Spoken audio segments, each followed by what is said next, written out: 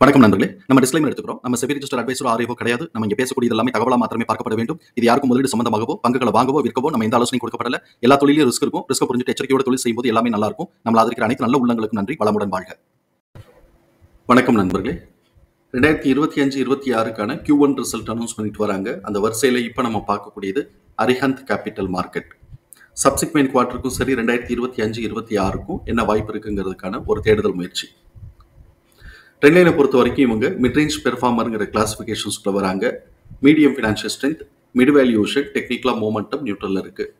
அனாலிசிஸ்ட் price டார்கெட்டா யாரும் எந்த சஜஷன்ஸும் கொடுக்கல. நம்ம இந்த வீடியோ ரெக்கார்ட் பண்ணக்கூடிய தருணத்துல ₹84.76 லெவல்ல ட்ரேட் க்ளோஸ் ஆயிருக்கு. ட்ரெண்ட்லைனுடைய PE ஜோன் பார்க்கும்போது ஸ்ட்ராங் செல் ஜோன் தான் காட்டிட்டு இருக்கு. இவங்களுடைய ஃபண்டமெண்டல் கீ மெட்ரிக்ஸ் பார்க்கும்போது high level of liquidity position maintain பண்றாங்க, ஹை ரேட் ஆஃப் ரிட்டர்ன் எடுத்திருக்கிறாங்க. டெப்ட் to equity within the theoretical லிமிட்ல இருக்கு. PE அண்ட் PBயை பொறுத்த வரைக்கும் சப்சிக்வெண்டா growthக்கான ஆப்பர்ச்சுனிட்டி இருக்கு.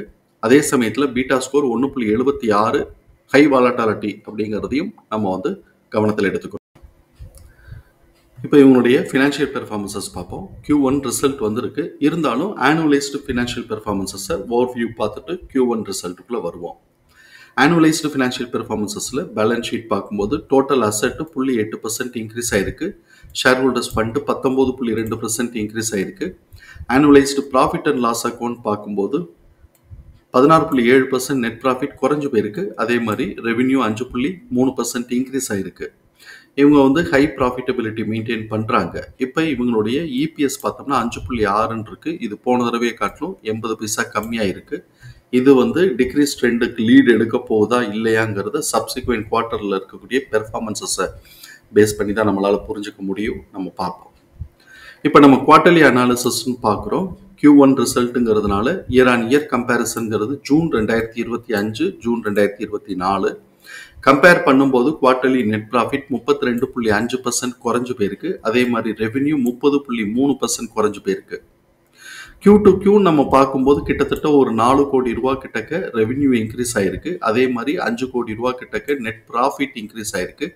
அதனால ஒரு 50 பைசா இன்க்ரீஸ் ஆகி EPS 1.20 பைசான்னு இருக்கு. ₹1.20 இருக்கு, 1.2 இருக்கு. EPS ஓட TTM பார்த்தோம்னா கரண்ட் EPS ஓட TTM 5.1 இருக்கு. இப்ப இது 3 குவார்ட்டரா நம்ம பார்க்கும்போது இது ஒரு டிக்ரீஸ் ட்ரெண்ட்ல வருது. சப்சிக்வெண்ட் குவார்ட்டர்லயாவது இது ஸ்டாக்னேட் ஆகணும், இல்லாட்டி இன்க்ரிமெண்டல் ட்ரெண்டுக்கு மாறணும். அப்படி இல்லை அப்படின்னு சொன்னா கரெக்ஷன் லீட் எடுக்க வாய்ப்பு இருக்குங்கிறது நம்மளுடைய பார்வை. இப்படிப்பட்ட இந்த சூழல்ல MF இவங்க யாரும் எந்த ஹோல்டிங் இல்லை போல இருக்கு. FIAs அவங்க ஹோல்டிங்ல எந்த சேஞ்சஸும் இப்போதைக்கு வைக்கல. நம்முடைய EPS தகவல்களை நம்மளுடைய எக்ஸல் ஃபார்மேட்ல நம்ம போட்டிருக்கிறோம். நம்ம இங்க கவனிக்கக்கூடியது book value 36.9, fair price 64, current price 84. Fair price current பிரைஸோட ரேஷியோ 1.3 இருக்கு. நம்மளை பொறுத்த வரைக்கும் இங்கே ஃபேர் பிரைஸ் கரண்ட் பிரைஸோட ரேஷியோ 1.5 2.5ன்னு சொல்லிட்டு ரெசிஸ்டன்ஸ் அஷ்யூம் பண்ணியிருப்போம். இப்போ 1.5 நெருக்கி வந்துட்டான். இப்போ EPS உடைய TTM இன்க்ரிமெண்டல் ட்ரெண்டுக்குள்ள வந்தா தான் நெக்ஸ்ட் 1.5 உடைச்சு 2.5 அப்படிங்கிற அந்த ஜோனுக்குள்ள ரேஞ்சுக்குள்ள போறதுக்கு வாய்ப்பு இருக்கும். இவன் டிக்ரீஸ் ட்ரெண்டையே அவன் கண்டினியூ பண்ணினா அப்படின்னு சொன்னாக்க இங்க இருந்து கரெக்ஷன் எடுக்கிறதுக்கான வாய்ப்புகள் நிறைய இருக்குங்கிறத நம்ம புரிதலுக்குள்ள எடுத்துக்கிறோம். அந்த கரெக்ஷன்ங்கிறது 1.25 1 ஈவன் 0.75 வரைக்கும் கூட போனால் ஆச்சரியப்படுறதுக்கு இல்லை. ஏன்னா டிக்ரீஸ் ட்ரெண்ட். இப்போ நம்ம EPS உடைய TTM அனலைஸ் பண்ணுவோம். EPS உடைய TTM 5 இருக்கு. இது ஆவரேஜ் பண்ணும்போது 1.25 வருது. இதுதான் நெக்ஸ்ட் குவார்ட்டருக்கான ஆவரேஜ் எஸ்டிமேட்டட் EPS. இதை நெக்ஸ்ட் குவார்ட்டருக்கு எக்ஸிட் ஆக போறதோட கம்பேர் பண்ணும்போது நமக்கு 70 பைசா கம்மியா இருக்கு. கிட்டத்தட்ட 30% கம்மியா இருக்கு. அப்ப ஆவரேஜ் ரிசல்ட்டை எடுத்தானாலே இது சப்சிக்வெண்டா டிக்ரீஸ் ட்ரெண்டுக்கான வாய்ப்பு தான் ஜாஸ்தியா இருக்குங்கிறத புரிதலுக்குள்ள எடுத்துக்கிறோம். அதே சமயத்துல Q1 அதையும் ஆவரேஜையும் கம்பேர் பண்ணும்போது அங்கேயும் நமக்கு பாசிட்டிவான அப்சைட் பிரேக் இல்லை, ஈக்குவலா இருக்கு, ஆல்மோஸ்ட் ஈக்குவலா இருக்கு. அப்ப மேல ப்ரீவியஸ் குவார்ட்டரோட ஹைட்டை உடைக்கிறதுக்கான வாய்ப்பு ரொம்ப ரொம்ப கம்மி அப்படிங்கிறத நம்ம இந்த இடத்துல இருந்து புரிஞ்சுக்கிறோம். அதனால கரெக்ஷன் லீட் எடுக்கலாம், இது ஒரு ஆப்பர்ச்சுனிட்டி. அப்படி இல்லை அப்படின்னு சொன்னாக்க அந்த ப்ரீவியஸ் குவார்ட்டரோடைய ரேஞ்சுக்குள்ள பாட்டம் திருப்பி பாட்டம் ஹிட் பண்ணாலும் ஆச்சரியப்படுறதுக்கு இல்லை. அப்படிங்கிறத நம்ம புரிதலுக்கு எடுத்துக்கிறோம். அடுத்த குவார்டர் இன்க்ரிமெண்டல் ட்ரெண்டை மெயின்டைன் பண்ணணும் அப்படின்னு சொன்னாக்க அவன் 2க்கு மேலே எடுக்கணும். அப்படி எடுத்தால் அது வந்து இன்க்ரிமெண்டல் ட்ரெண்டுக்கு டேர்ன் ஆக வாய்ப்பு இருக்கும் Q2ல. அப்படி இல்லாமல் 1.25 இல்லை அதுக்கு கீழேயோ எடுத்தாங்க அப்படின்னு சொன்னால் கரெக்ஷன் லீட் எடுக்க வாய்ப்பு இருக்குங்கிறது நம்மளுடைய பார்வை. அப்போ அது வரைக்கும் இது என்ன பண்ணோம்னாக்க அந்த ரேஞ்ச் ப்ரீவியஸ் குவார்டரோடைய ரேஞ்சோட மிட் பாயிண்ட்டுக்கும் பாட்டமுக்கும் இது வந்து சுற்றிக்கிட்டு இருக்கிறதுக்கான வாய்ப்பு இருக்குங்கிறது நம்முடைய பார்வை. இவன் புல்லிஷ் ட்ரெண்டில் இருந்தா அப்படின்னு சொன்னாக்க இவனுடைய ப்ரைஸ் ரேஞ்சுங்கிறது 91லேருந்து 128, 107ங்கிறது நமக்கு மிட் பாயிண்ட் ஆக்ட் ஆகும்.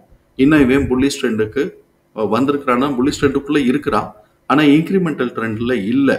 அதனால இந்த இது 77லேருந்து 96 அப்படிங்கிற ப்ரைஸ் ரேஞ்சை நம்ம வந்து மார்க் பண்ணிக்கணும். இதில் 85ங்கிறது மிட் பாயிண்ட். இப்போ 85 உடைக்கலைன்னா கரெக்ஷன் லீட் எடுக்க வாய்ப்பு இருக்குங்கிறத நம்ம புரிதலுக்குள்ள எடுத்துக்கிறோம். எக்ஸ்போனன்ஷியல் ஃபார்முலாவில் கிடைச்சிருக்கக்கூடிய ப்ரைஸ் ரேஞ்சஸ் எல்லாத்தையும் நம்ம சார்ட்டில் மார்க் பண்ணியிருக்கிறோம். இங்கே நம்ம சார்ட்டில் வந்து S2லேருந்து பிபியோட ஜோன் வரைக்கும் எடுத்திருக்கிறோம். ஏன்னா நான் அடுத்த குவார்ட்டரில் நான் நல்ல ரிசல்ட் கொடுத்து பிபியோட ஜோனு வரைக்கும் போகலாம். நம்ம மார்க் பண்ணி வச்சுக்குவோம். இப்போதைக்கு நம்ம பார்த்துக்கலாம். இப்போ S2ங்கிறது 26லேருந்து 28, S2 S1உடைய மிட் பாயிண்ட் 41லேருந்து 44, S1 62லேருந்து 66, பிபியோட பாட்டம் 88லேருந்து 94, பிபி 121லேருந்து 128, பிபியோட டாப் 162லேருந்து 170. இப்போ இவன் என்ன பண்ணியிருக்கிறான்னாக்க இப்போ ஜனவரி ஹைட்டு நம்ம பார்த்தோம் அப்படின்னு சொன்னால் டிசம்பரோட முடிஞ்சு ஜனவரியோட ஹைட்டுங்கிறது பிபியோட பாட்டம் தான். இப்போ நமக்கு இங்கே வந்து பார்த்தோம் அப்படின்னு சொன்னால் எக்ஸிட் ஆக போகிறத காட்டிலும் கம்மியாக இருக்குது. அதே மாதிரி Q1க்கு ஈக்குவலாக தான் இருக்கிறதுனால இந்த பிபியோட பாட்டம்மை மேலே பிரேக் பண்ணுமான்னா கொஞ்சம் சந்தேகம் தான். அப்போ இவனுடைய ரேஞ்ச் வந்து அது வந்து ஹை ரேஞ்சு, இது லோ சைடு பார்த்தோம் அப்படின்னு சொன்னால் S1 தான். ஸோ இப்போ இவன் வந்து இங்கே Q1க்கு ஈக்குவலாக இருக்கிறான்.